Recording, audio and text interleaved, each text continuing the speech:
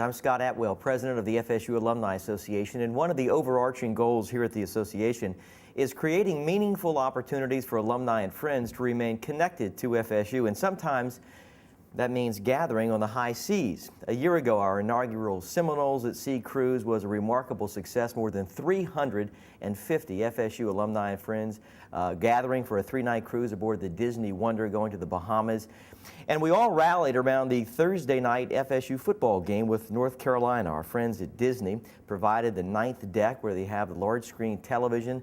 And right there, as we sailed for Nassau, Bahamas that night, we watched FSU play North Carolina live on television. And that's going to be the genesis of our 2nd annual cruise that will happen around the Halloween weekend in the fall of 2010. So by way of looking ahead to that event, we thought we'd look back at the inaugural, and we invited an FSU alumnus who was on the cruise to talk to us about it. Say hi to Angela Perry. Angela, tell me about yourself and about your family and the fun that you had on that cruise last year. Well, my name is Angela Perry, and I'm an alumni of Florida State University. I graduated in 1995.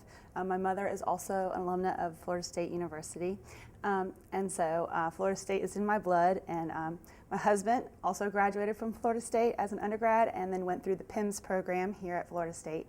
So he is also from Tallahassee. So we love Florida State, and we decided to go on the cruise last fall and had a great time doing it. And you have 3 children, one of whom went on the cruise with you? That's correct. We have a son, Carter, he's 6. We also have 2-year-old twins, and Carter went on the cruise with us. The interesting thing from my vantage point was how often you ran into the FSU people. We all had our lanyards on, we had our Seminoles at Sea shirts.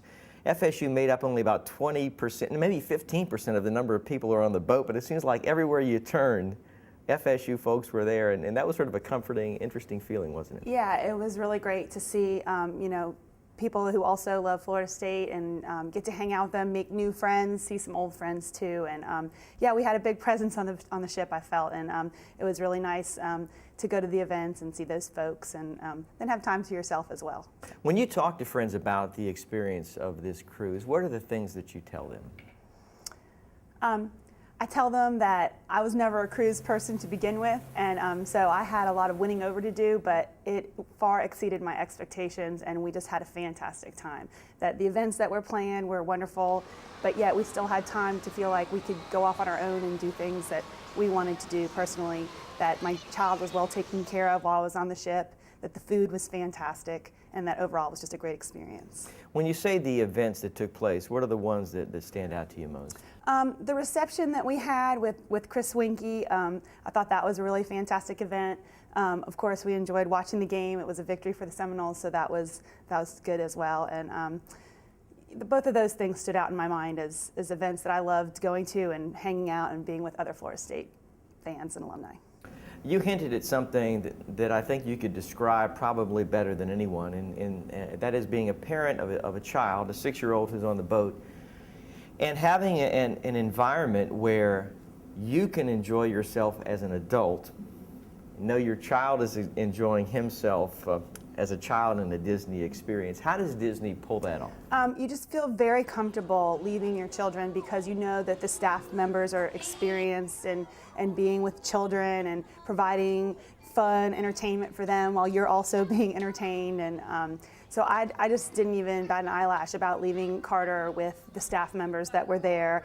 They have a fantastic facility. It's the Oceaneers Club, and he just had a really fun time there. He got to dress up. He was in a performance on stage at one point with Disney characters, and so it was an experience for him as well as it was an experience for us. So. And what were some of the adult things you get to do? My husband and I went snorkeling. That was a lot of fun. On the ship itself, we ate at Paolo, which is one of their premier restaurants on the ship. That was, of course, we left Carter at the Oceaneers Club for that, and that was a lot of fun. We hung out in the sports bar a lot. That was, the Yankee game was going on at the time, so we had a good time doing that. Tell me about the experience of interacting with so many FSU people in an environment like that, how you sort of bond together. Well, anytime you'd walk around the ship, there would be people with their Florida State gear on, and you would just kind of wave, even if you didn't know them.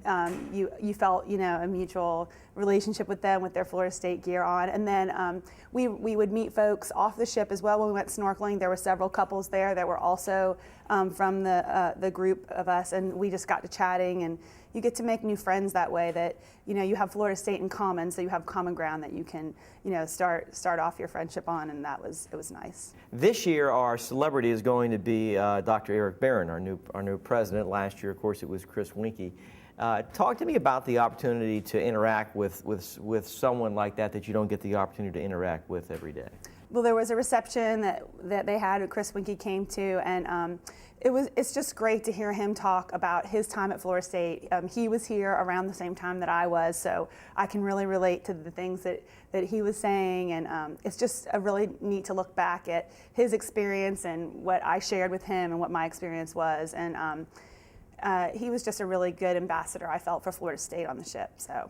If you had the chance to talk to a friend about this cruise, someone you just met on the street, what would you tell them about it, and by way of encouraging them to be part of it? I would tell them that the ship is absolutely fantastic, and the food is fantastic, the programming was wonderful. You felt like you were on vacation, and yet there was still that Florida State aspect there that really made you feel like you're at home and comfortable too. That the staff on the ship is very friendly and know exactly what they're doing. They make you feel like you're comfortable at all times. The rooms were fantastic, comfortable as well, and that you really truly feel like you're on vacation with your family, which is the family of Florida State, and that was a really neat experience. Weather was pretty good too. We're sitting here in the heat of summer already, but October in the Bahamas was pretty darn nice, wasn't it? It really was, and it was really nice to get a suntan going into the fall and be able to snorkel and take advantage of just walking through Nassau. All of that was really, the weather was beautiful for all of that. Good. Well, Angela Perry, I'm glad you and your family had a wonderful time. We're looking forward to doing this again. Seminoles at Sea will set sail from Port Canaveral, Florida on the 28th of October. It is Halloween weekend.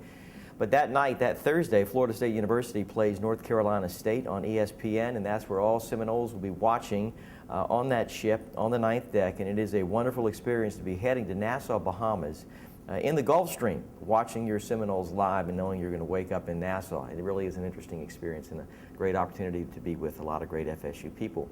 There's a lot of great information about the Seminoles at Sea cruise at the FSU alumni website. It is alumni.fsu.edu.